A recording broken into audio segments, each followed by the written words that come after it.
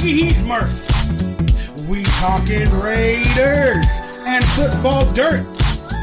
Cause we are a new type Raider talk show. We're gonna have good times, let's go.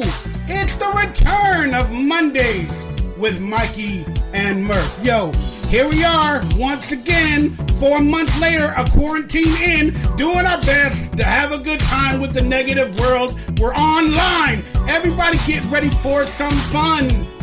We're gonna do it one-on-one. He's Murf, I'm Mikey. It's time to get down and do it like this. Sing it right now. It's Mondays with Mikey and Murf, the quarantine edition. We're having good time here talking Raiders football dirt. Because we hopefully are a cool, unique Raider talk show. We're gonna have good times. Let's go.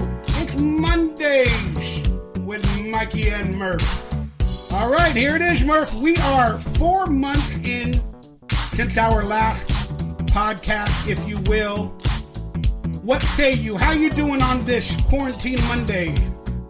Mikey, I'm doing fantastic. Glad to be back here in On Air Nation for another episode of Mondays with Mikey and Murf. It has been way too long, but it's not like we've missed a whole bunch, right? Just a little bit of free agency that we'll have plenty of time to get to. But yeah, man, most importantly, we are in a crazy, crazy world. And so I will just say this.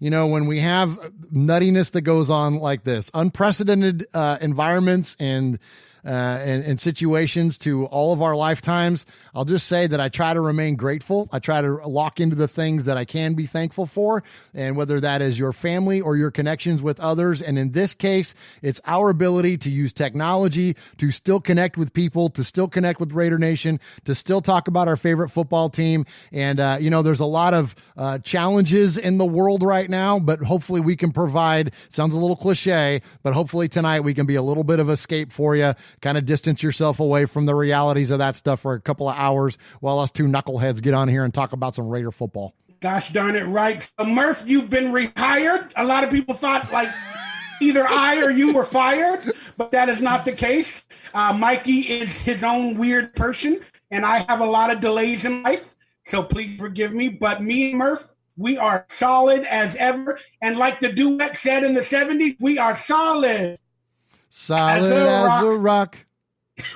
That's what this love is. And that's what we've got. Solid as a rock. I'm sure they need many remixes nowadays. But real quickly, what do you want to bet that anybody besides like guys that are 40 plus in our audience know about Ashford and Simpson? Recognize. Simpson.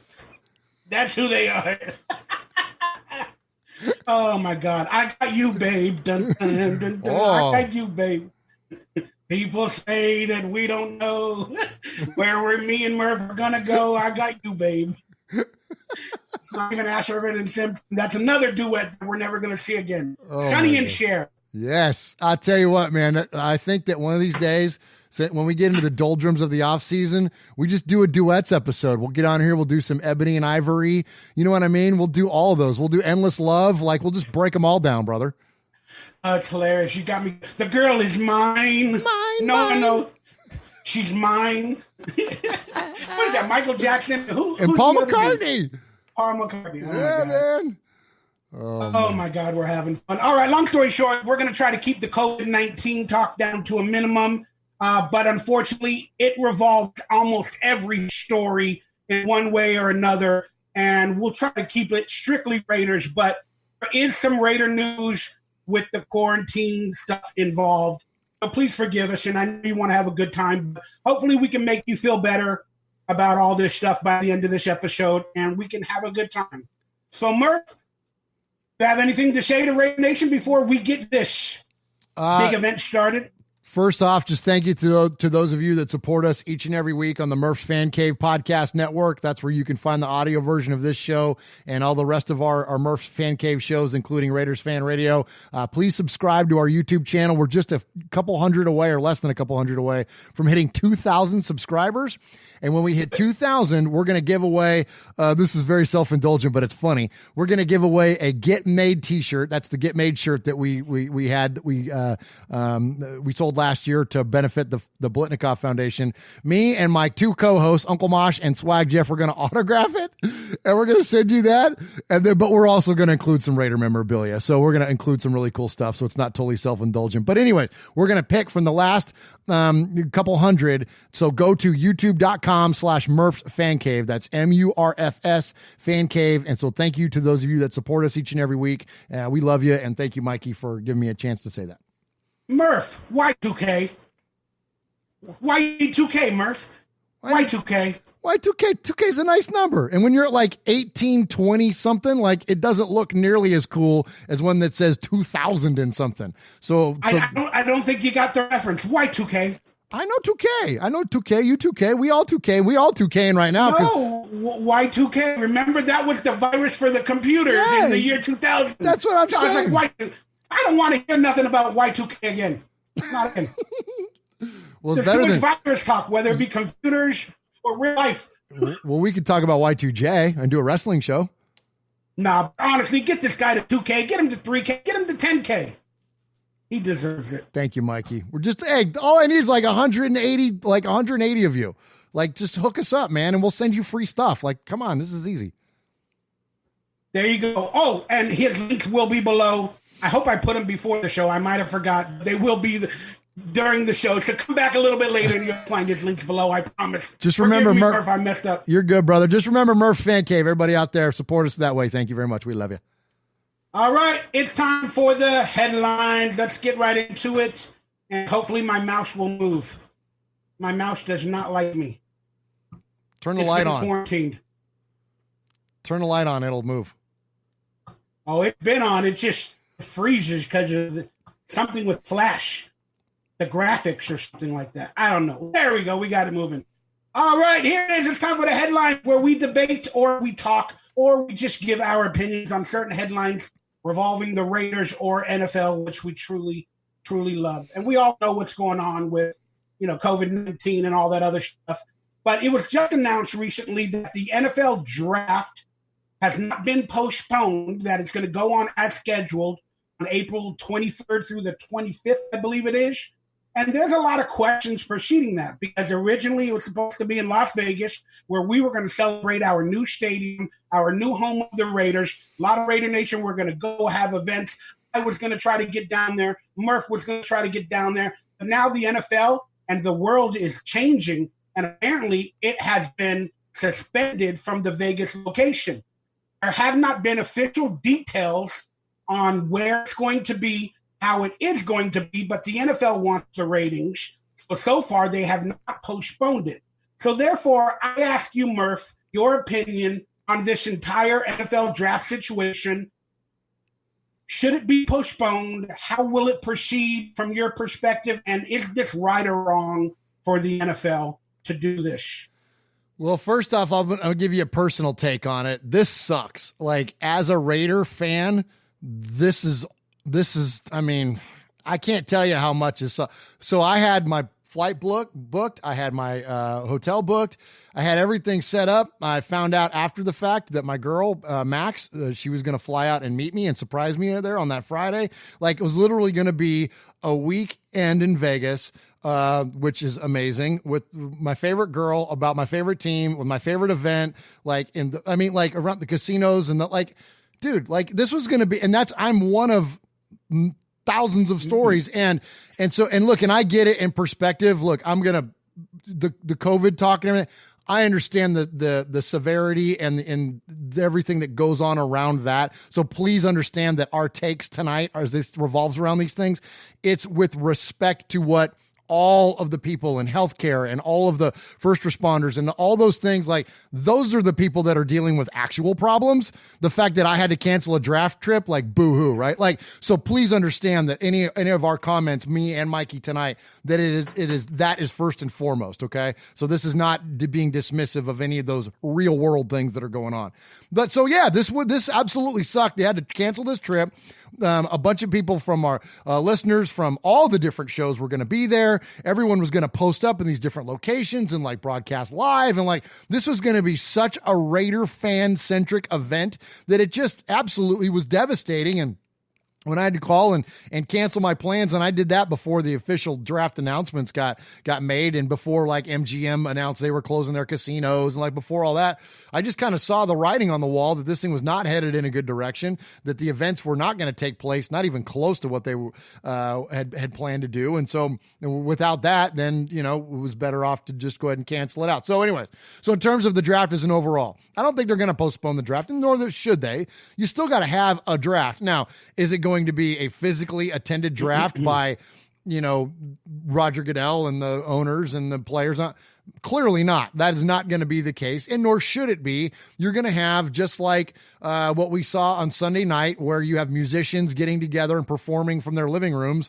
You're going to get this. You're going to get Roger Goodell at some facility announcing the pick, and then or teams announcing their picks, and then connecting with maybe that player virtually on a Skype call or a Zoom call or something. I mean, that's probably the way it's going to go. And frankly, I would welcome it. And I hope that, you know, there's a lot of smart, creative people in NFL marketing, and I hope that they can come up with a fun, creative way to do this, because it's something that we're going to, I hate to use the word need, because none of us need any of this stuff. This is all, but do we need the distraction? Do we need the entertainment? Yeah, maybe we do. Because if we're still all posting up in our houses at the end of April, we're going to want to, you know, like, I can't remember the last time I watched a sporting event, and that goes again, that's all of us. And like, that sucks, man. Like, the idea of like no basketball and no, like, all the things we're missing, baseball coming up, and like, you know, that's a very, although it can be frivolous at times, and yes, it can be, your disposable income invested, and I get all that, but entertainment plays a very important role in our society in terms of our self-care and keeping us mentally balanced and keeping us with that ability to be able to enjoy those events and not, and escape the realities of the real world for a little while, for 3 hours at a time. And so the draft, I think, is going to play a huge role in that, and we'll see ultimately how they play it out. But I have faith in them and the smart people and the creators behind the league that they'll come up with something really, really cool in terms of in studio type environment. Yeah, I mean, boy, I could go both sides of the fence on either one of these questions. I mean, selfishly, dude, I need NFL. I love the draft. I want it to happen. I don't want it to be postponed because I need it right now in my life. I'm going stir crazy every single day of my life. Mm-hmm. But then when I look at other events like the NBA playoffs and everything else being postponed, I kind of look at it like maybe that's a little selfish of the NFL and Roger Goodell to not go out on a limb and follow the trend of these other teams to protect his players. It feels like he might be doing it for ratings, or he knows something that we don't know, that it officially, the NFL season will go on. Maybe he knows something that we don't know. I don't know, but I can look at it from a selfish perspective, and I don't understand why he's not following the trend. But again, selfishly, boy, do I want the NFL. And then in terms of how it should proceed, I don't have the answers. I know it might be like the 1970s draft. I mean, the 1983 draft or whatever it was, where like somebody sits on a phone and then the Raiders call them up. And then, they take a phone call live on TV. All right, that's who you're picking. Because apparently the teams are not even apparently going to be allowed in their facilities. They told them that you can't even be in your facilities with your scouts, your draft managers, your coaches, and all that, because it's more than 10 people to a room or whatever. And apparently Goodell sent them all a letter to do it without their facilities. And I don't know how it's going to proceed. I really do not get it. Are the players going to be at home? Will they have more than 8 family members? I mean, you need a TV person. You need a film crew. That's 2 or 3 people right there. Then you got 4 or 5 cousins, that want to see you get drafted. I don't know how it will work. And I think it's a shame. Again, I understand Corona, but it's a shame for some of these NFL players. And everybody's dealing with, even high school students are not being able to graduate or go to their prom. I get it, but it's a shame that some of these NFL players that go to the draft are not going to experience it in Las Vegas in front of thousands of fans. And yeah, boy, this is a real tough situation for me to think about. Like, I want it to be postponed, because I want it to go on traditionally the way it has. But then I also want it whichever way it's going to be, because selfishly, I need NFL in my life right now.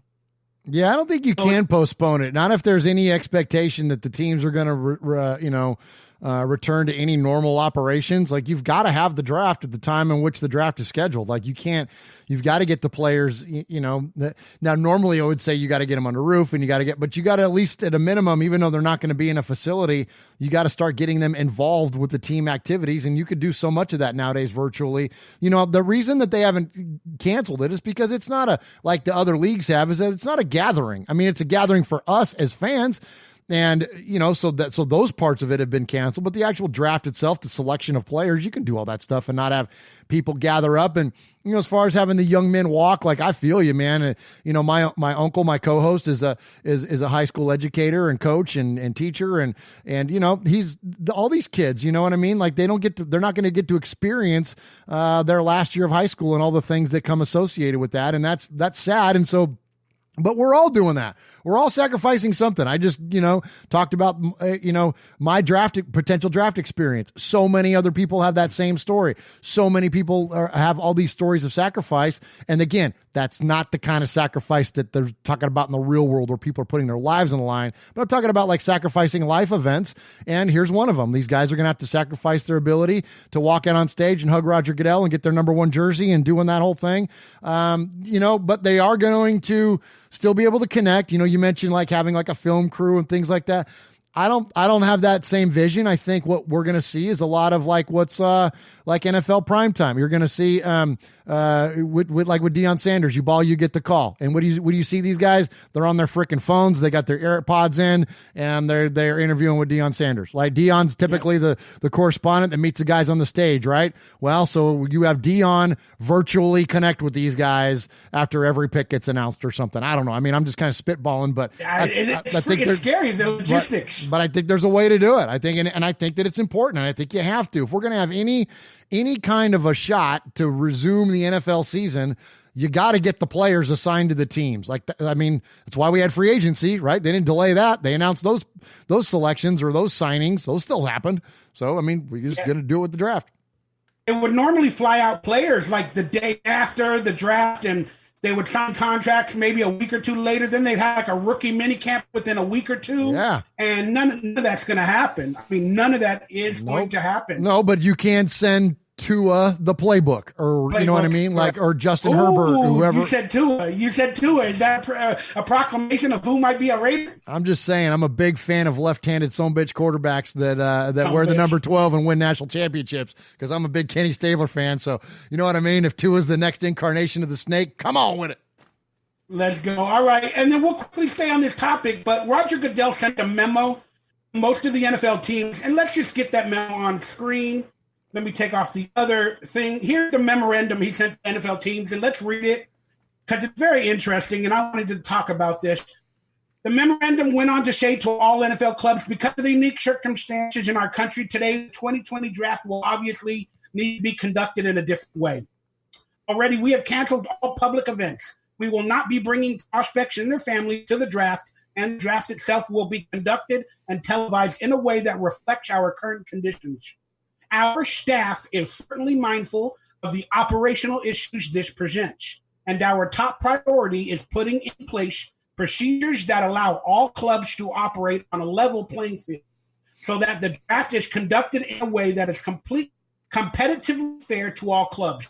All clubs should now be doing the necessary planning to conduct the draft operations in a location outside of your facility with a limited number of people present and with sufficient technology resources to allow you to communicate internally with other clubs and with the draft headquarters. Needless to say, we will.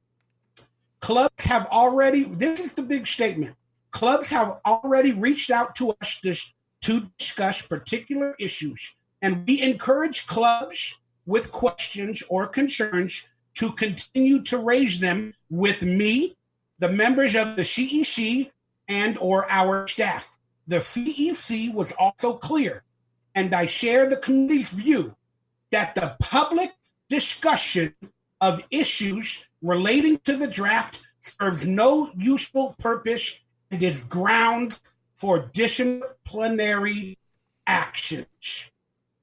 That is a big statement. If I've ever saw one from Roger Goodell trying to silence clubs, what do you say on that aspect? Do you have any ill will toward Goodell? What is he trying to do? I'd like to know from your perspective.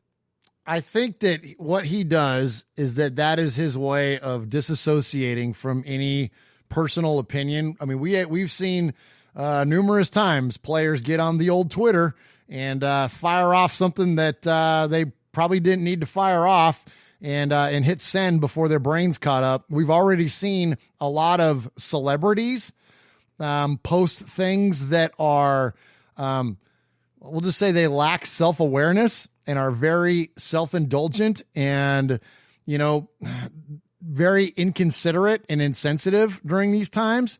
And the NFL doesn't want to get involved in that. And I don't blame them. So if this is their way of telling everybody, look, shut up about this thing, you're not going to change it by going on and singing John Lennon songs on Twitter. So don't do it. You know what I'm saying? Like, don't be obnoxious with the way that you're treating this, because there's a sensitivity. And that's why at the top of this show, even I sit on our dopey little thing we do in here, I'm saying it like this is anything we say is not without reverence to what is going on, the reality and the severity of it first and foremost. So the NFL is disassociating themselves from any of those people that would take umbrage with whatever it is, and just letting them know, look, shut up, don't talk about it. Because, and here's the useful verbiage in there, is he said, will not provide any useful purpose. And that's the thing, is that you can't change it. You're not going to change it. You're not going to improve it. You're not going to make the world better. And this is where I said about these like knucklehead celebrities that do these videos or say these things or, whatever. You're not changing anything, but you think you can because you're freaking in movies. Like, shut up already. Like, just like, seriously, like, just dance, like, just entertain us. That's what we need. You know what I mean? Like, and here I'll give you an example, like Tom Hanks's wife, Rita Wilson. I don't know if you saw the video of her singing the Hip Hop Hooray. Rapping. Like, that was funny. Hooray. Like, there was nothing self-indulgent about that. There was nothing like she didn't take herself so seriously. She was just funny. She was entertaining, and that's what we need. Entertainers be entertaining. Football players, we need you to play football. I don't need your opinion. Like, I don't need to know how you feel about it. I get it, man. We already know. And I'm Roger Goodell knows you already know, and we already know. So everybody just be quiet about it, and let's get through this damn thing. Everybody just stay at home, wash your freaking hands, and let's get through this thing so we can return back to normal life. Here's the funny thing about that statement is it was leaked by an NFL reporter from the Chiefs locker room. So he says, we don't want you to talk about any of this or the draft process, but then that letter gets leaked by the NFL and from the Super Bowl champions locker room to, I forget, one of the NFL ESPN reported, I think it was Ian Rappaport or one of these other, Adam Richman, I don't know their names. But I have a different take on you from that subject. He wrote, don't talk about the process of the draft. So I don't think he wants anybody to know how they're going to do the draft, meaning whether they're going to film it, they're going to be inside a studio, if they're going to have announcers at houses, or if they're going to do it from backyard. I don't know. So when he wrote, I don't want anybody to talk about the process of it, I just felt like because he might make some choices on how to do it himself and his staff that many people, maybe 60%, would not agree with. And they'll be like, why are you going to do it that way when you can do it this way? So he's telling them, don't talk about the process. It ain't going to help. Like, it ain't, like you said, it ain't going to change nothing. But I think everybody should, especially NFL teams, should have a say-so in how the draft is done. Because in that letter, he specifically tells you, we're closing down facilities. You're going to have to do it somewhere else, with less people. I think it's already hindering the team. I think there's a lot of assumptions made there, though, and this is something that I've run into with Raider Nation a lot in the past, is that so many times when people form their opinions, they make the assumptions that Mark Davis and John Gruden don't talk. They make the assumption that Mark Davis and Mike Mayock don't talk. We're making the assumption that Robert Kraft and whoever else, Mark Davis and the Maras and Goodell, whatever, that they're all not talking. Well, of course they are. So so this is meant for the players, maybe the coaches, front office people. This is made for those people. Like, just shut up about it. We're going to do our best with it and we'll get this thing figured out. But you got to remember, Roger Goodell his salary is paid by the owners. He's employed by NFL owners. So whatever he's going to do, he's not some freaking like independent operating dude. Like, he's going to do it in conjunction with the owners, and the owners own the freaking team. So I think that let's not make that assumption that there's like a lack of communication between the teams and Goodell. Of course there is. And so I think he's telling the employees essentially, shut up about it, because the employees, I work for a big company, a global company.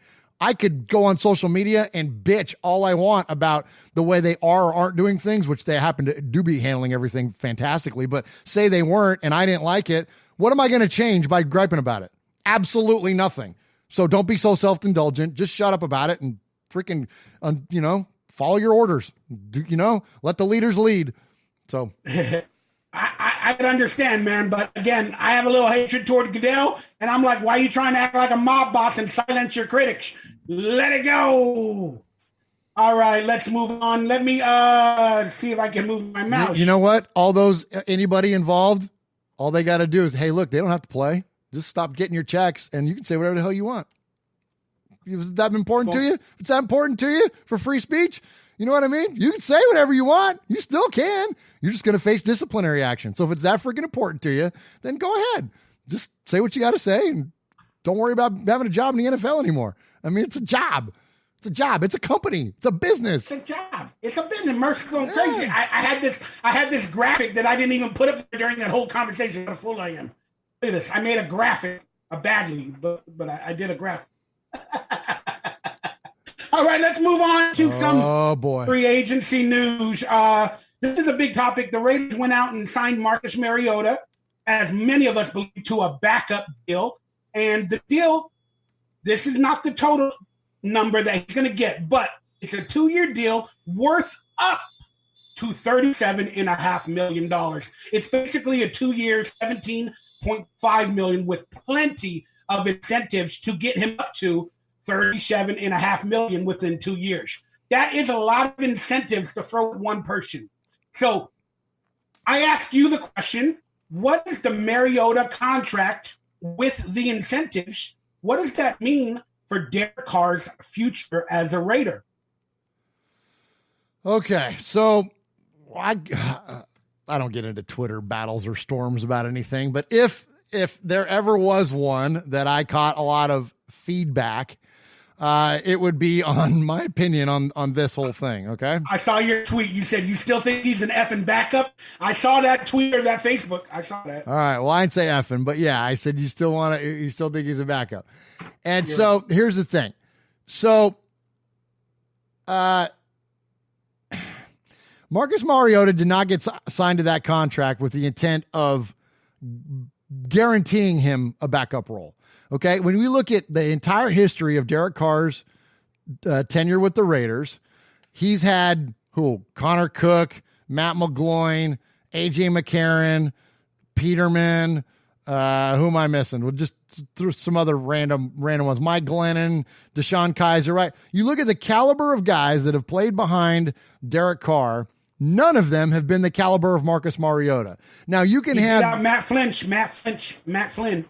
You can have any opinion about any of these guys or about any of these guys that you want, but like the bottom line is that no one has been a long-term starter in the league with the success that Marcus Mariota has had. Yes, I know he didn't go crazy, win Super Bowls and all that kind of stuff. He did. He wouldn't leave Tennessee, but he did go into Kansas City and win a playoff game after being down by 18 points, which is something that the man on the left has never done. The man on the left has a 5-45 record when he's gone down by 10 or more points in a football game, and the track record is not that good. So what I think and what I feel and really know, Marcus Mariota was brought in as a position to challenge Derek Carr for his starting job. I don't think Mariota is going anywhere else in the league besides the Titans without that at least a shot to compete for his position as starting quarterback. So I put out the tweet and I said, do you think,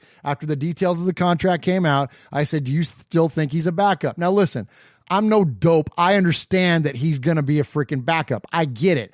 And I get that $7.5 million guaranteed is backup money. I get it. But he also has $47 million over 2 years that the guy can earn in incentives. Now, granted, a lot of that is if he goes on and wins a Super Bowl and does a lot of craziness.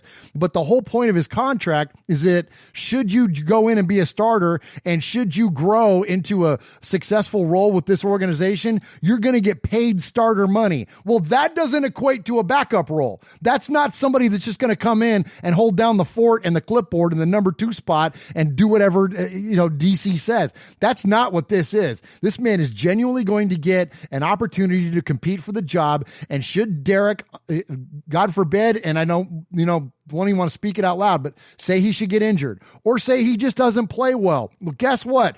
Marcus Mariota is going to come in there and he's going to be at least a good fit for the system.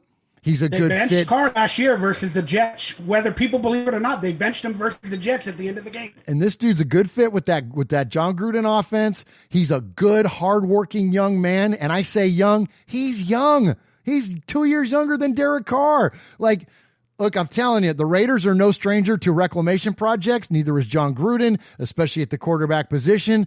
I'm just saying this, Raider Nation. I'm not penciling him in, and I'm not a Mariota honk. That's the other thing I heard, too. Oh, you just like Mariota. No, I don't. I like the next guy. I like the next guy that's going to either, one, take us to a position to be more competitive, or two,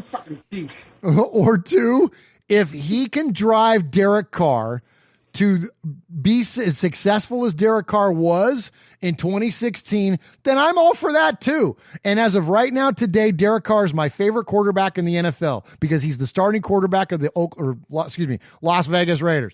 So because of that, he's my favorite guy. But the day he's not, I won't be a Derek Carr fan anymore because I'll be a fan of the next guy because I'm a Raiders fan first and foremost for overall. And look, the bottom line is this: Derek Carr struggled in pressure positions. He struggled on the road. Look, I want my team and our team to be better than 2-10 all time versus Kansas City, 0-6 at Kansas City. Right? Only been to the playoffs once. It wasn't his fault. He broke his leg, but I want him to be better in cold weather. I want him to be better on 4th and 1. I want him to be better. And if Marcus Mariota pushes him to be better, then great.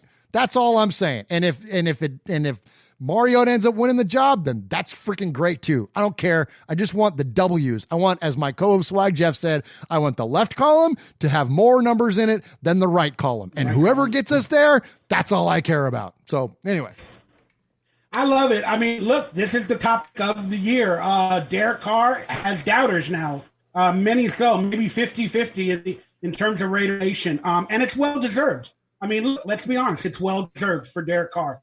He played so great in 2016, but we can't keep holding our head on 2016 because if you think about that, he got his contract the next year. That was a contract year. A lot of players play good in that contract year. I don't know why, but all of a sudden they play really good. They get a big contract, then they suck after, barring injury case. But what does this mean for Derek Carr's future?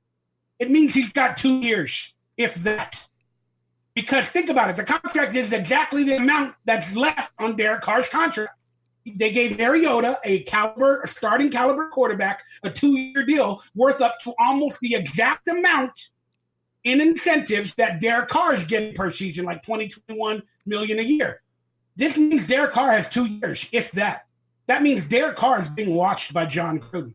Derek Carr, where there's smoke, there's fire, and there's been a lot of smoke in terms of media reports, NFL reports about their. This is the proof. Mariota, Mayock, and Gruden both loved him. They had him high on their list when they were draft analysis in 2014 or 15. Ever Mariota was drafted. You could watch that video online. They said he was the best quarterback they've seen. Gruden says that with every quarterback, but I trust in Mayock. Mayock had him as the number 1. So That's why Mayock went out and got their guy. That's why they gave Mariota all these incentives. It wasn't to piss people off or overpay him. It's because they wanted to get their guy. Mariota, he had offers for other teams to maybe even be a starter, whether it be Miami or other places. So they gave him all these incentives, and Mariota made the choice. And he spoke about it. He said there's a big Tongan community in Las Vegas. He also said that he wants a chance to become a starter. He believes where there's smoke, there's fire with Derek Carr. And that they told him, hey, we're watching Derek Carr, and there's a good opportunity for you here. So Mariota's like, all right, let's do it. So the truth is, Derek Carr, you are being watched. Your future is on the line, and you got 1 year this year to prove it, or Mariota might be in the starting position come 2021. That's just my opinion on it. This is a big deal, Raider Nation. This is a big deal in terms of confidence for Derek Carr. Yeah, man, I'm with you, Mikey. I think that he's going to be challenged for the first time ever, and it's time to put up or shut up, man. Look, this is year 6, man, and we're talking about a prove-it year for Derek Carr. Like, come on, man. Like, and this is not to absolve the rest of the team from any responsibility. I get he's been through a lot of coaching changes, whether that be coordinators early on in his career, head coaching changes. The defense has struggled a lot at times. Like, I get it, man. It's a team sport. It's the ultimate team sport. But ultimately, when you look at who his peers are and you look at the way that they have responded in similar situations, just going to say what it is, man. Derek Carr is underperformed. It's just the way it is, man. It's the bottom line. And he can't anymore. Like, they can't afford that anymore. You can't afford to let him have those stats at those times that you do. And when you look at Mariota, just as an example, he's a guy that has similar stats under completely different context. That, Derek Carr, a lot of his stats that's turned him into the all-time passing leader for this organization have come when things don't count. I mean, when you on a final drive, when you check down 6 times to Jalen Richard, right. You know what I mean? And you got 75 yards and 100% completion percentage, and then your team kicks a field goal and still loses by 10 or whatever. I mean, like, you know what I mean? Like, yeah, it looks good on a stat line, but it doesn't do anything for the context of victory. And Marcus Mariota has had a different set of circumstances in the way that he has built his stat lines. And then you have the additional dynamic of him being able to run. You have the dynamic of him being able to be creative in the offense. I think even before we see him ever take a starting role, we're going to see him on the field. We watch him. Well, I mean, he did it with Tennessee. He'll go line up at fullback or wide receiver or wherever. Like, this is a super talented man. Like, he's fast. Like, I mean, you think about the prototype of the quarterback in today's NFL, man. It's much more Marcus Mariota than it is Derek Carr. So again, I'm just saying, man, like it's a challenge for Carr. And I'm gonna say this, I'm gonna shut up and I want to move on from it. I hope this motivates Derek. I'm rooting for him. Like, despite all my criticism and anything, like, I'm really genuinely rooting for the guy. I like him as a man. He's an awesome father, Christian, mentor. Like, he's great. Like, I love the fact that my kids like Derek Carr. Like, I dig him, man. I want him to be good. But I also am more of a Raider fan. I'm not the cult of Carr. I'm the religion of the Raiders, man. I want the whole thing. You know what I mean?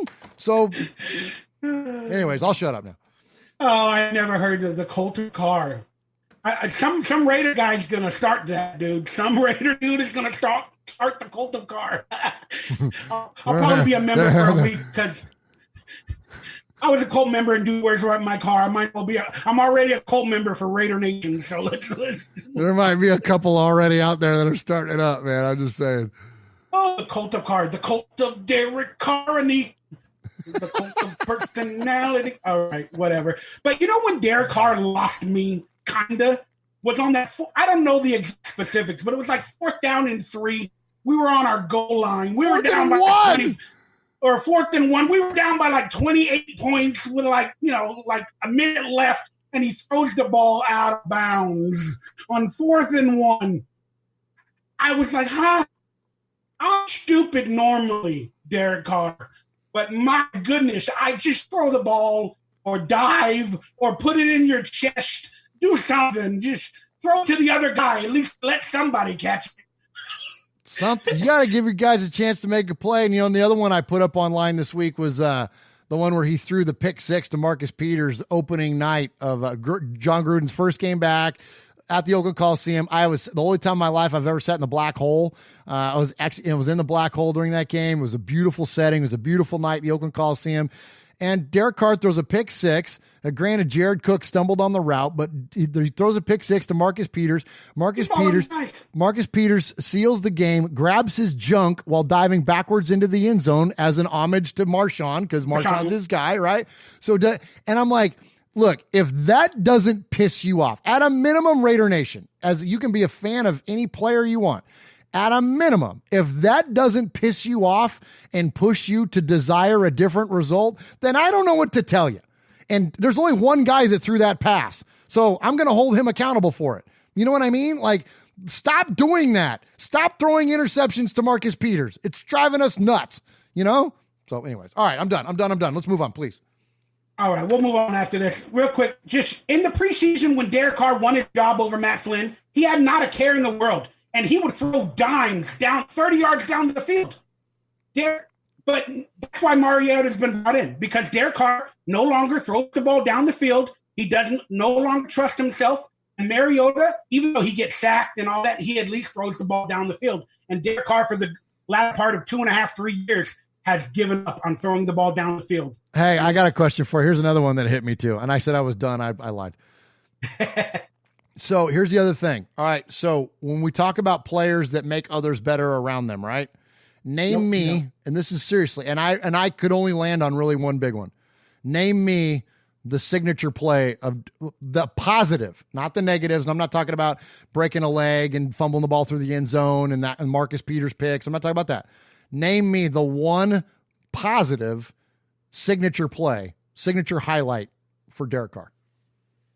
It's the first down where he jumps, like when he's running on the sidelines and he jumps for a first down, and then he goes like this or something, and then the whole team, we went down and scored and we won that game. I don't remember the actual game, but that's the highlight that stands out to me. That's a really good one. That's a really good one. The one that jumped out at me at the top of the page is the dime he threw to the back of the end zone to Michael Crabtree against Baltimore to win that game. Like in Baltimore, like that was huge, right? Like, so there are a couple. But when you look at Marcus Mariota or a lot of other quarterbacks, there's a lot more than that. There's a lot more evidence of them elevating others around them and those signature plays. And Derek, we just want more of those, bro. You got them in you, man. We know you. We've seen you be great. We've seen you do this. You can do this, and I hope he does. I gotcha. All right, more COVID disaster news. Well, again, even though we're having the draft on time, there's still going to be like delays in mini camps, OTAs. Will they go on as seeded? Will they lose mini camps to get the rookie up to speed? How is this all going to work? I mean, so the question I ask is, should the NFL, and again, you're probably going to say this the same way as the draft, but should they postpone the season or maybe even delay it for a few weeks? Or should they shorten the preseason? Or just what is the long-term outcome for the NFL season from your perspective during this outbreak? If it's right now today, then we are literally taking this whole thing day by day. I think as of today, there is no way that the offseason of the NFL doesn't get impacted dramatically by this.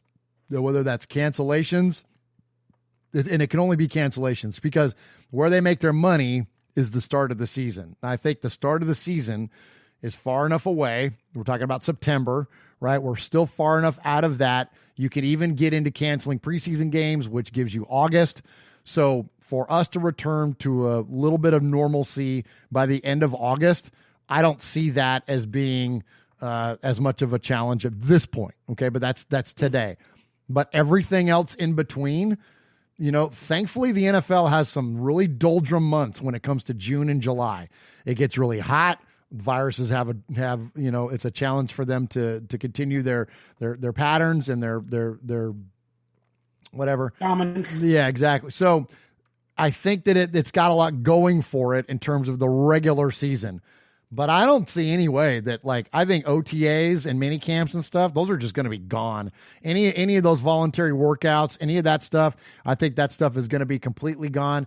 I mean, from what that I've been made aware of, at least the way I understand it, is that the original projections that the president made was that this thing we weren't going to be all the way out of it until like July. And that the whole point was that we got to flatten the curve out to get through the next couple of months, or the next month even. And then hopefully we can then, by the end of July, yes, there will still be these things. There will still be, sporadic instances of it. But once you get past the peak, once you get past the increasing rate of contagion and death and all that stuff daily, once you get past that, then you can start to return back to normalcy. Well, so that takes us all the way through those times. So I don't know any way that you can. I mean, I don't see, and I know different states have different laws and things like that, but the California, you can't be unfair. You can't say, okay, New York teams and California teams, you don't get to do this, but hey, y'all in Florida, go nuts. Like, you know what I mean? You can't do that. So it's got to be something fair for everybody. So I think ultimately there's no other way to conclude this thing that it's going to be impacted. Those off-season activities are going to be canceled. So you don't think that they're going to delay or shorten the season to like 10 games? Nope. Or something like that? They will absolutely not shorten the season, because that's where they make their money. Everything is built on the TV contracts, and the TV contracts are built on now what's going to be a 17-game season and then the playoffs, and that's where they make their money. So they'll lose preseason games. They'll lose all these off-season things. They'll connect virtually as much as they can. They'll get in small groups to meet and to run routes. You can think about like players getting together, like, so-and-so and so, Derek Carr and Ty Williams get together and run routes or whatever at a local high school or something. Like, you could see those kind of things unfolding, but in terms of like the organized activities, I'll bet you not, dude. And they're not going to sacrifice the regular season. They'll do everything they can to not do that. They'll sacrifice everything else first. Yeah, I mean, I think they should shorten the preseason. I don't know. I think 2 games. I think that might get some teams. But again, there's going to be no OTAs, or there's going to be differences or variances, or it's going to be too close to the NFL season. Normally, they have like a mini camp or an OTA that they go home, relax for a little while, they come back, they go home again. During June, July, like you said, then they come back for the official training camp, then they start the preseason. Again, some of those are going to be delayed or canceled or whatever. So I don't know what's going to happen. And again, some of these young players are not going to get up to snuff with everything early on. So what type of product are we going to get, starting the regular season? I think it's going to be low-scoring games. A lot of players are possibly going to get injured, and we're not going to have like a regular traditional NFL type season until like maybe week 5 or 6, where maybe they're kind of figuring everything out. And that's why in my mind, I was like, just shorten the season, 3 or 4 games. But you're right. They're not going to do it for money. The ratings are going to be spectacular. I mean, everybody's going to want to watch a Monday night football game, a Sunday night football kickoff, or whatever it is, because of the corona fears. And we're going to be ready to get back to some sort of normalcy in our life. So you're right. I don't see them shortening the season, but boy, what type of product are we going to get? And I fear for some of the young players by missing camps or OTAs, and they don't have the knowledge like the veterans do to self-train at home, like a Jerry Rice or a Charles Woodson or whoever. They don't have that knowledge. I agree. I don't know, man. We might effectively see these guys have, the equivalent of 2 rookie years. Cause I'm with you. And with the last CBA and the reduction in off-season activities and all that, and the player meetings and all that stuff, we already saw that it almost took like 4 to 6 weeks for these guys to really find their groove and for the games to really come together. The officiating, same thing. Like, I mean, what about that? What about the officials, man? Like, I mean, it's everything. Like, I'm with you. What kind of product are we going to see? And look, if a couple of guys like us on a YouTube show can consider that, you darn sure right that the NFL is considering that at this point. Because I'm with you, dude. Like, because if the product starts to suffer, that's when the thing starts to unravel a little bit. Because then, yeah, who wants to go spend hundreds and hundreds of dollars to potentially risk infection to watch an inferior watch an inferior product. Like, no one's going to want to do that. So the NFL will take it very, very seriously, and I'm sure we'll find. Look, here's the cool thing about stuff like this is that I mentioned earlier the NFL has a lot of smart marketing people. There's a lot of smart coaches. There's a lot of smart people that are involved in this league. And there's a lot of smart people in all areas of big industry, which is what the NFL is. They'll come up with something inventive. They'll do something. And this is where you know what I mean? This is where the innovation comes out of things. You're faced with a challenge, and then you have to innovate your way through it. And I'm going to trust that they'll innovate their way through it, and they'll figure out a way to get it done so that the product doesn't completely suffer like what you're suggesting. Because I'm with you. It's a serious concern at this point. Yeah, I mean, America or the world as a whole might be barely getting out of the corona crisis, if you will, around that time. How many people are literally going to want to go out of their house to a packed stadium with 60,000 people with all these fears in their head? Will they not have an audience like wrestling is? I watched wrestling recently without an audience, and Murph, it doesn't work for me. I know football will work for me, but it doesn't work for me in terms of wrestling. So are they going to take 5 seats away from every person, every patron, and have them distance themselves in the games? Boy, this world, man, we are not going to see the same world in about a year from now. I'll just say this. I'm glad that you mentioned that the NFL can work without any home fans, because we've seen the Chargers do that for years now. Oh, I love you. Thank you for getting in a Charger dig. Thank you for getting in a Charger dig. All right. Well, I'm going to say the NFL kickoff will be interesting. Yeah, there's 8 Charger fans. Trust me, we got a couple closeted Charger fans here on this channel. All right, it's time for the review segment. Hey, we don't judge alternative lifestyles. If you choose to be a Charger fan, it's on you, man. Just don't. Just don't do it in my backyard, okay? Oh my goodness! Come on, Mouse. My Mouse does not like me. Oh my gosh. Oh my goodness! It's not my mouse. People are like, change the battery. No, it has something to do with the graphics, like the flash, like it shuts my mouse off. I don't know why, or maybe the radio waves, and the wireless mouse. I don't know. All right. Long story short, the Raiders just had their free agency, and my quick personal opinion, I think they were more active this free agency than I've seen them in 5 years. Yeah, they went out and did things that the Raider fans have been asking for the latter part of 5 years. Linebackers! So let's quickly go over the free agency. So the quick question I ask you, or the first question, is what is your instant reaction to this year's Raiders free agency, Murph? There's a serious shift in leadership that I see happening here. I love the Jason Witten signing, not so much from an X's and O's perspective, but from the idea that he's going to provide leadership to an offense that, look, what happens if Derek Carr gets dethroned as your starting quarterback? Then that's going to have a void in leadership. Not that Marcus Mariota can't be a leader, but he's more of that Eli Manning type, more so than he is the Drew Brees type, right? So you're going to need somebody like a Jason Witten to fill that void in the locker room. Not void, but like to fill that role, I should say, on and off the field. And so I love it. I think, and especially when you have two young guys like Foster Moreau and Darren Waller, who are still, in the early stages of their career and could use somebody like this. I think that, Moreau and Waller could end up being a really serious threat to the league in terms of on-field play. And I know that it's kind of a funky name to bring up, but, Hernandez and Gronk were like the last great, dual threat tight end, that we've seen in the league. I think these guys have that potential to be that. And they're so much different in the way that they play, just in terms of skill set. So Witten is the perfect go-between. And look, and he's still got hands. He can still get open a little bit. He'll be a red zone target. So I love that idea of bringing in leadership and that level. And then and that's really the offensive side. And then Mariota, you could even consider that there too. They're good guys, right? And then you go to the other side.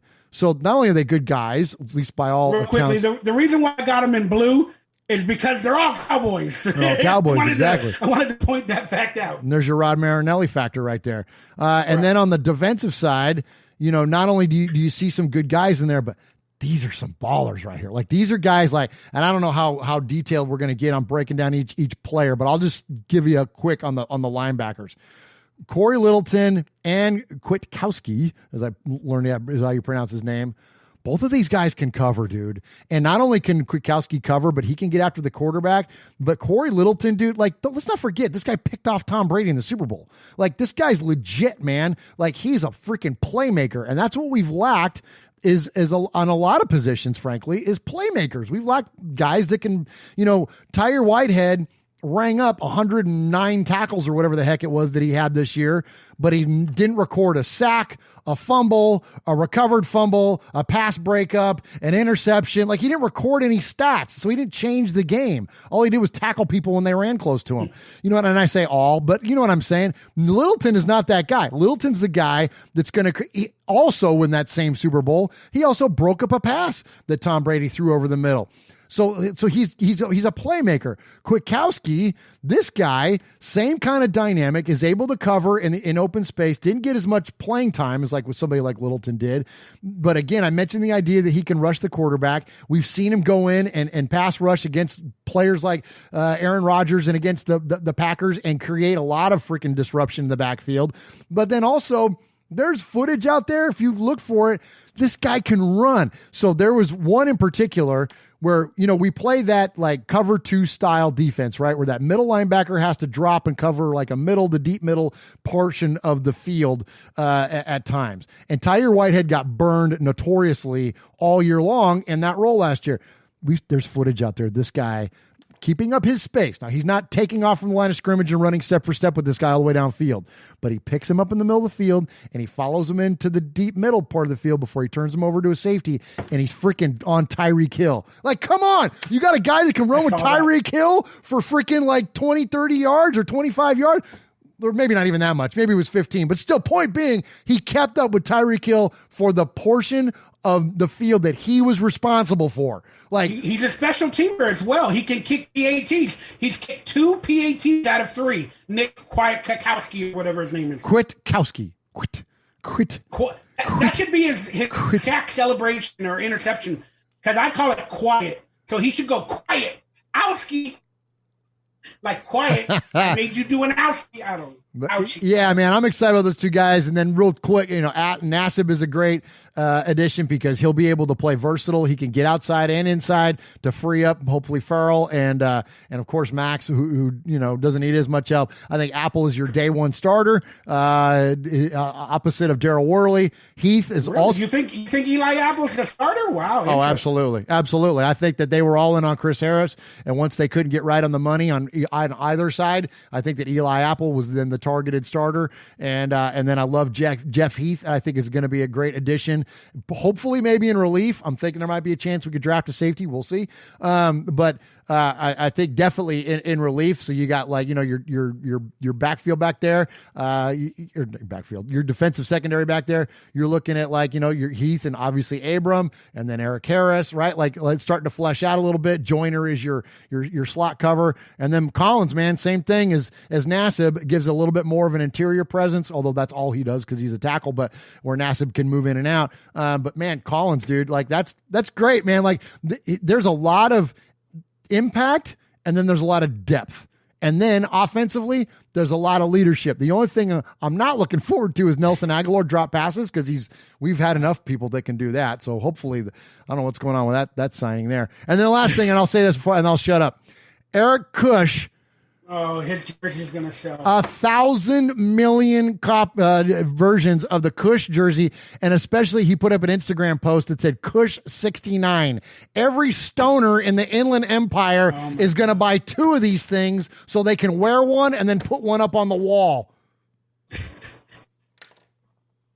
Remember that quarterback named Garcia that the Raiders signed for 1 year?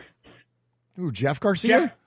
Yeah, it's because he sold jerseys. We got a big Latin fan base, man. You know how many jerseys were sold with Garcia on the back? I'm being honest. Hey, there's a reason I wanted a Lewis Murphy jersey. There you go. Biggest mistake of my Raider fandom in terms of apparel goes, that was the year, or one of those years that Lewis Murphy was with us. They had the AFL, the old school, the silver numbers with the black outline, and there was a number 18 AFL Murphy jersey, and I didn't buy it because I'm like, I don't want to spend the money. That was dumb because now you can't find them anywhere, and that would have been badass because those jerseys were slick and it would have my name on it. Well, the Tampa Bay Buccaneers had Murphy for a while as well. They also had a player named Bowen, which is close to Bauer for me. So I was thinking about that. Nice. Yeah, let's just quickly take an overall look. I mean, my instant reaction again to free agency was fantastic. They were very active even before free agency began, basically. And they went out and got linebackers, which they solidified. I don't know truly the positions, if they're really a middle linebacker or a linebacker, but they solidified the outside linebacker position. And I think this will propel into the draft where I think they're really going to get one of the 3 coveted middle linebackers that are in the draft. So that way they got outside linebackers that also can play middle linebacker, as they have with the Bears and the Rams, as you will. So they got depth in case of an injury. So they're probably going to draft a middle linebacker early. And then now you got these veterans and these players on the outside that can get the job done to help this rookie out. So I love what they did. I was finally happy they went out and got linebackers. They clearly went defensive this draft, which means that they don't trust rookies on defense as much because they really went defense. So they're trying to build the foundation on defense with veteran players or younger players, but with some veteran leadership because they don't want to rely on rookies as much as they did last season. And it was kind of interesting that they went out and got a pretty good veteran for depth in Eric Kush. I don't know what that meant for Gabe Jackson because there are rumors he's being traded or shopped. We also got Incognito and all that other stuff. And then the Jason Witten signing, I think he's overpaid. I don't understand the signing, but we do have the best tight end room in the entire NFL to date with our players.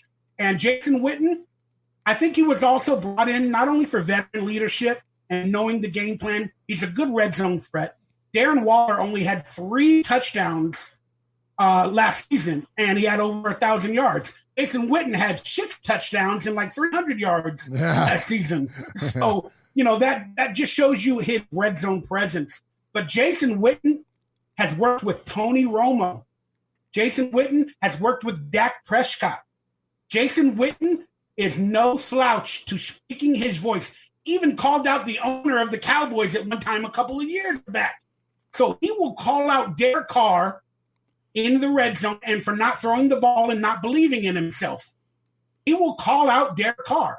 So I think he will light a fire because automatic respect from Derek Carr to Jason Witten will be there just because he's on the team. And I think that will light a fire. And I love the Nelson Aguilar pick. People don't like it. But the minute he was signed, he was the 4th best wide receiver on our team. The minute he was signed, it's like he could possibly even be the 3rd best wide receiver on the team. He already updated Zay Jones, Trevor Davis, whoever else we got, Keelan Doss, Marcel Aitman. He's better than all of them, whether he drops passes or not. So we helped our wide receiver room. And then that being said, we talked about Marcus Mariota. I don't think Eli Apple's a starter. I think he's a 3rd-string cornerback. Because I don't know how much faith they have in LaMarcus Joyner at the quarterback slot position anymore. I think they might put Marcus Joyner back at safety like he was with the Rams. I think that experiment with him at slot cornerback last season did not work out with LaMarcus Joyner, our $10 million free agent. I think they're going to try at safety, him and Jeff Heath this year. And then Malik Collins. Wait a minute, where's Jonathan Abram? Oh, he'll be there. It'll probably be him and LaMarcus Joyner. That's just, my non-expert opinion. Okay.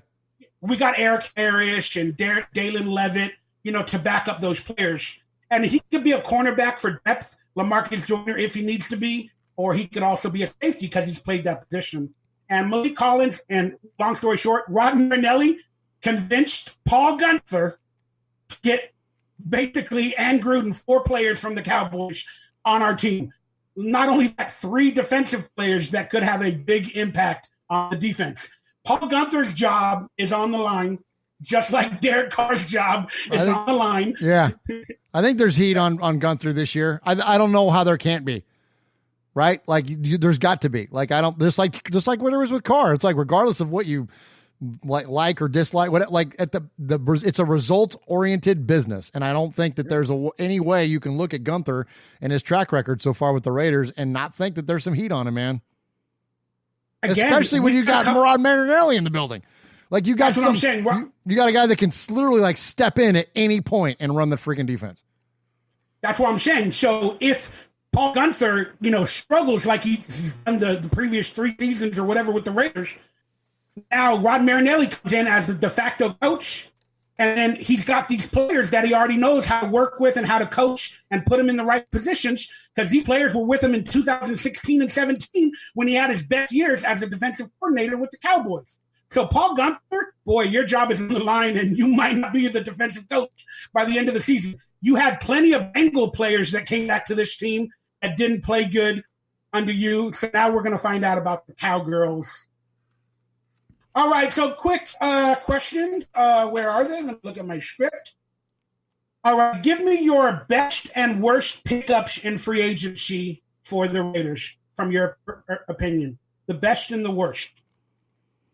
Gosh. Well, I think Littleton's got to be the best, because we were at such a deficit for so many years at linebacker. And again, that playmaking linebacker. The last one we've had was Kirk Morrison. I mean, that's an awful long time ago. There's probably Raider fans that don't even know who Kirk Morrison was, or are only familiar with him because of Madden or something. You know what I mean? Like, it's been a long time now. And granted, the Raiders have tried. We tried with Rolando McClain. Like, they've tried things over the years that haven't worked out, but we haven't really addressed it strongly in draft or free agency, other than that one example. So the idea that we did that, I think, is very rewarding as a fan, and I'm excited, man. I'm excited for what Littleton is going to bring to our defense. And then, in terms of like I don't know. I mean, I don't judge any of these guys until we see them up and running in silver and black and seeing what their impacts are going to be. But I feel like Nelson Aguilar, I'm not as nearly as confident in him as you are. And I think that was I don't know. I think that's like an opportunity for him to give like that's an opportunity for them to give him like kind of his last shot at really competing. And we've done that. Yeah. And it's like, we brought him in for chump change. Like, his guaranteed money is like less than $1 million. Like, it's like 1.2, $100,000 signing bonus, and he was getting $9 million last year. Yeah. $9 million last year. Yeah. So not a lot there. So it's really kind of like his last hurrah. So I don't know, just not really impressive. I don't see that, there's not a clear cut role for him. So it's hard to get excited about somebody like that. Because, yeah, like you said, like, okay, well, he could be the third best. Okay, yeah, well, he also could be the seventh best guy, too. You know what I mean? Like, we don't know where he's going to come out. Like, we know Cory Littleton's the best interior linebacker we have on this football team, period. Like, we know that. That's a slam dunk. You know what I mean? Where we know Eli Apple is probably the second, if not the third best corner on this team, period. Like, we get that. But Nelson Aguilar, like, I don't even know if he could be in the league. Like, no one else does either. So we'll find out.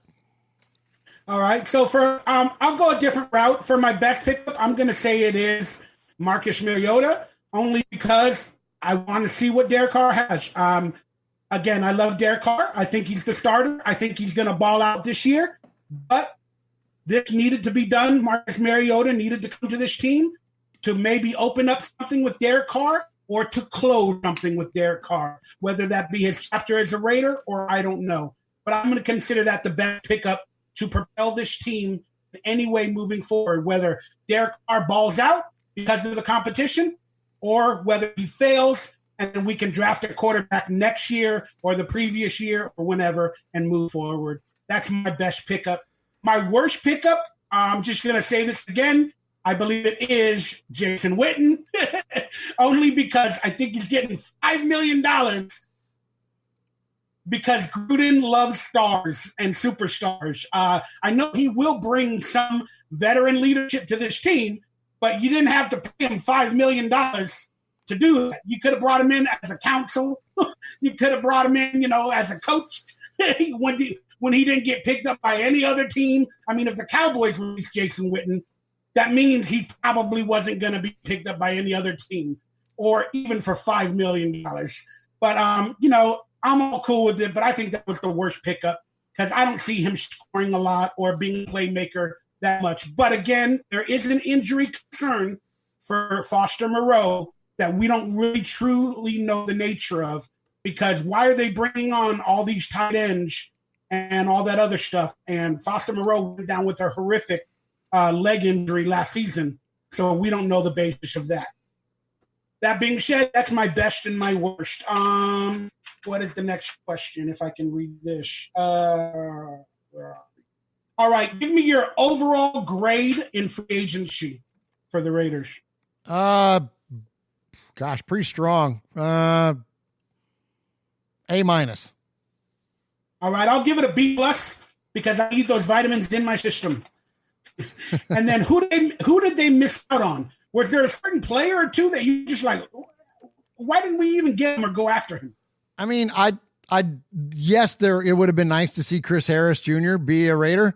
And instead he goes to the Chargers, where we're just going to have to see him 2 more times a year, like when he was in Denver. So that would have been a nice player to get. It also would have been addition by subtraction, because you're taking him off of one of your rivals and you're putting him on your team. But I also can see why they didn't pursue him for the amount of money that he signed for. So I get it. And it was much like, with Khalil Mack or with Amari Cooper or like a lot of the other tough decisions that the Raiders have had to make. Like, I get it. You don't want to compromise the integrity of the rest of your roster to overpay for a guy. And even the guys that they've, quote, overpaid on, when you look, whether it's, a Joyner or whoever else, like, they're still team-friendly contracts. They're not any things that have, like, crippled an organization, like what freaking Khalil Mack did to the Chicago Bears, where it literally crippled them in terms of what they're able to do in the salary cap, or with the salary cap. So, so I get it. I get it why they didn't pursue Chris Harris further than that. But I think in terms of name and talent, and you exclude contract, that would have been one of the guys that I would have liked to have seen wear the silver and black. Yeah, it's pretty interesting. So I think we missed out on, and again, I don't know all the details, but boy, when DeAndre Hopkins was traded, I mean, I didn't see that coming. And the Raiders need a wide receiver. And they got DeAndre Hopkins for like a 4th and a 5th or something around that nature. I know he's going to want a long-term contract for $17, $20 million a year. But I'm just like, my goodness, Raiders, I would have thrown the farm at this guy. At least a 3rd-round pick. We have 3 of them, and the money is worth it to me to get DeAndre Hopkins as a wide receiver for Derek Carr, because then Derek Carr would have no excuses. Yeah, we're going to draft a wide receiver. We possibly could have had DeAndre Hopkins for a few draft picks and about $20 million. Derek Carr would have no excuses that we built the team around him. And then we would really find out what we have in Derek Carr. Because now there can be an excuse that, we got a rookie wide receiver. We got Nelson Aguilar. They're not that good. They're still struggling. Like, I just, get him a Jerry Rice. Get him a DeAndre Hopkins. Get him a, A.J. Green. I think we missed out on that. But again, they didn't probably want him in the AFC or whatever the situation is. But, boy, I didn't even know he was on the market. And if he was on the market, boy, I would have waited in line like a quarantine if I'm John Gruden. All right, Mike. I would have waited in line. Mikey, you ready for me to serve you up a segue on a silver platter? Let's go for it. They didn't pursue DeAndre Hopkins because they already have plans for how to upgrade the wide receiver position. Well, yeah, in the draft. All right. So speaking of the draft, let's get into our segue of the day. Me and Murph, we do an annual mock draft. I believe I got the screen. Yeah, on pick. So Murph, we're going to go from each one through rounds 1 through 5. I believe that's what's on screen, but whatever. I don't know, whatever. So we're going to go from the first picks. We're going to have our mock draft, and I think I have the picks on screen. There we go. Murph is on the left. I am on the right. Tell me who you went with in the first round, number 12, and why. All right. Well, so these draft things, I think we did the same one there. The draft, what is it? I forget what the website is. I'd like draftnetwork.com, the Draft Network. something Thank you. like that. Yeah, that's the one that runs those mock drafts. So, so definitely, if you want to play along at home, go to the Draft Network. Boy, my segue was bad. I don't even know how to present this topic. I'm like, Go to the Draft Network and set up your mock draft at home. And basically what it does is that you can do it numerous times, and it takes their highest ranked players, and it's basically like an emulator. So you don't always get to pick the same players every single time. You could do this thing 10 times and you might have, like there's certain ones that are going to go more frequently, like Joe Burrow. If you do it 5 times, probably 5 times is going to go to the Bengals. But maybe if you did it, 100 times, 99 of them would only be that, right? So it varies. And then as you get deeper down, then it varies more and more. So, in the one that I did, I happened to have had a chance to select Jerry Judy at 12 because CeeDee Lamb was already taken at 11 by the Jets. And I think that's a pretty common, at least scenario that a lot of the experts are breaking down. So I went with Judy at 12, and then so let me do my 12. You get it. We'll go back and forth. Gotcha. Go. The first round. So, I thought the Raiders might take a wide receiver because they were going at that point, but I felt like the Raiders had a need since in free agency. In my opinion, they got 2 quality outside linebackers. I felt that they had a need at inside linebacker or middle linebacker, so I went with Kenneth Murray. I felt that was a bigger need than wide receiver that's filled in this draft. So I went with Kenneth Murray, who was available at that number 12 position.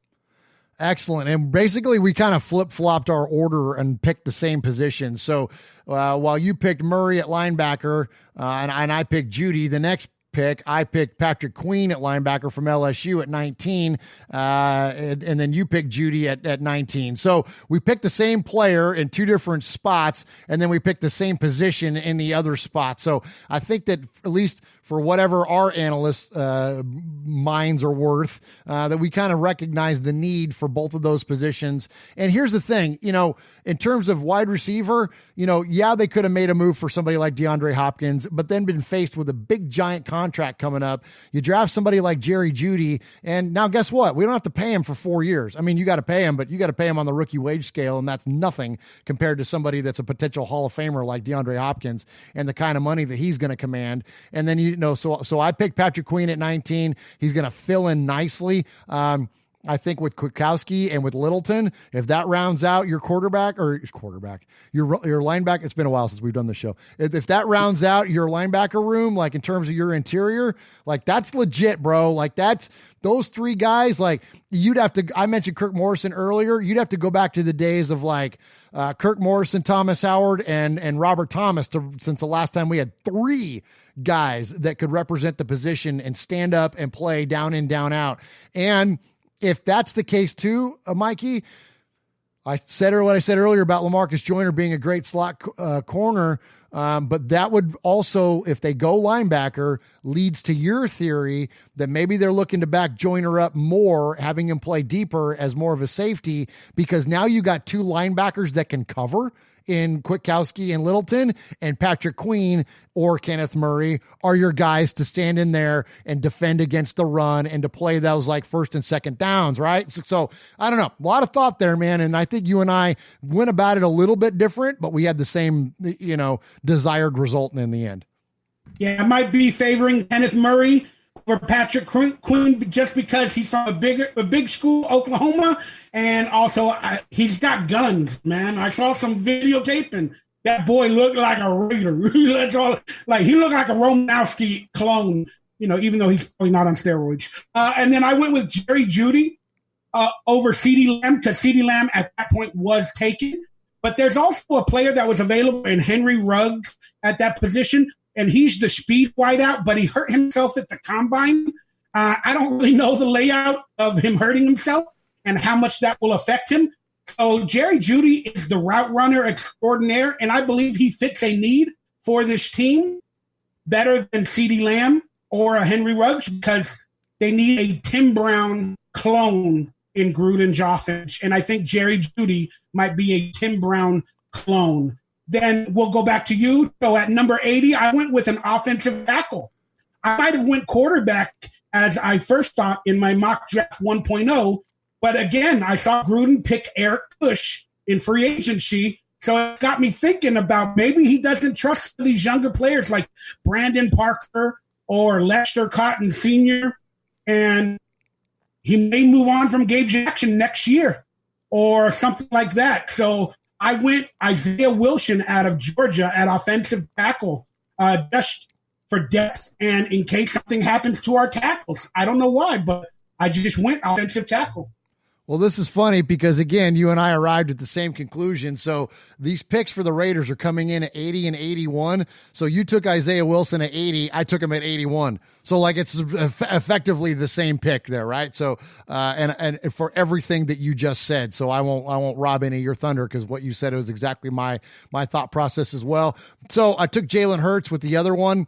And I thought, that's just he was there and, hey man, like why not? You got 3 picks in the third. You've got your quarterback room now rounded out. You've got a young up and coming play. Like you want to talk about, like I mentioned about Mariota being, diverse in his skill set. Like, holy cow, like Jalen Hurts, dude, like he is all about and being an athlete. Like this guy is going to absolutely do a lot of things in the league. Now whether he will flesh out ultimately to be a starting quarterback down in, down out, I don't know. Is he a franchise type player? I don't know. But when you talk about the athleticism that's represented and what a good guy and what a good kid he is, and I say kid because I'm old enough now today to be able to say that, like that's the kind of guy you want in your quarterback room. So if I made also another kind of a half tongue-in-cheek post earlier this week or last week. It was, this was actually before we even signed Marcus Mariota. So whenever that was, I put Derek, Marcus, and Tua sounds like a nice quarterback room. Well, all right. I know Jalen Hurts was the quarterback at Oklahoma, but before that he was the quarterback at Alabama. So going back to Alabama quarterbacks again. Give me Jalen Hurts, Marcus Mariota, and Derek Carr as your quarterback room. Like, I don't know. There's just something. It seems like there's a lot of symmetry there. Seems like there's a lot of just talent, man. Like I'm all about assembling talent. And so if he's going to be around, they've got 3/3. If you're going to make a bold move, and especially, at quarterback, or at least addressing it, like, why not do it here? Why not this be the thing? So this is my wild card pick, my bold prediction pick, my whatever pick you want to call it. I think Jalen Hurts ends up somewhere, or somebody, at least another quarterback. He was the one available on this one and around in the 3rd round to pick. Yeah, I had Jalen Hurts in my mock 1.0 draft a couple weeks back. I'm going to do an official 2.0 mock draft very soon. This one was kind of spur of the moment. I didn't really put much thought into it. I'm not going to lie. I put a little thought into it, but first I wanted to thank Chris Devers for the donation, and he asked me and Murph a question, so I wanted to respect that. He wrote, how do you feel about the Amari Cooper contract? Oh, stupid money, man. This is why we freaking traded him to begin with. And this is the reason that we got rid of Mack. And this is the reason that we got rid of Cooper, man. Like, and look, take away the inconsistencies and the drops and those kind of things and the maybe give up on plays or any of the criticism. Take away any of the criticism of Amari Cooper. Does he strike you as being Julio Jones? Does he pass the eye test? Does he strike you as being DeAndre Hopkins? Does he strike you as being, one of the best wide receivers in the league? I know he's good. He disappears too much. Every couple games, he disappears. Exactly. He's even got greatness around him at times, but he's not that's dumb money. And I'll tell you what, and if I'm Dak Prescott, I'm 8 kinds of pissed off, or 19 kinds of pissed off in this case. Like, when you look at that, I'm like, wait a minute. I'm the guy over here. I'm the franchise quarterback over here, and you're paying this guy $25 million a year and franchise tagging me. I'm telling you, man, the Cowboys do some goofy stuff in terms of contracts, and you know what? They can have him. For that kind of money, think about it if the Raiders would have kept Carr, Mack, and Cooper, and I know that was our big 3, and everybody got up in arms, and everyone cried in the blues. How can we let Matt go? And how can we let Cooper go? And how can we pay Carr, not them? And blah, blah, blah, blah, blah. Think about this money, y'all. Think about the Crosby kind had of money. as many sacks as Khalil Mack last year. Yes, think Almost. about the amount of money that would have been tied up between those three players. You would have three guys on the team making $25 million a year, $75 million collectively, and that's what? Rough math off the top of my head, that's like 60% of the salary cap. exactly. 70% probably. Yeah, 60 or 70%. No, it would have been a little bit less than that, but still, because it would have been the salary like cap. 40. No, what is the salary cap? It would have been 190? because this year it's 198. So it'd been like 40 anyway, still. So 40%. 40% of your salary cap in three guys. So now you got to flush out the rest, which is now 55 players. It's not 53 anymore because of the new CBA. So now you would have had to have paid 52 guys with the remaining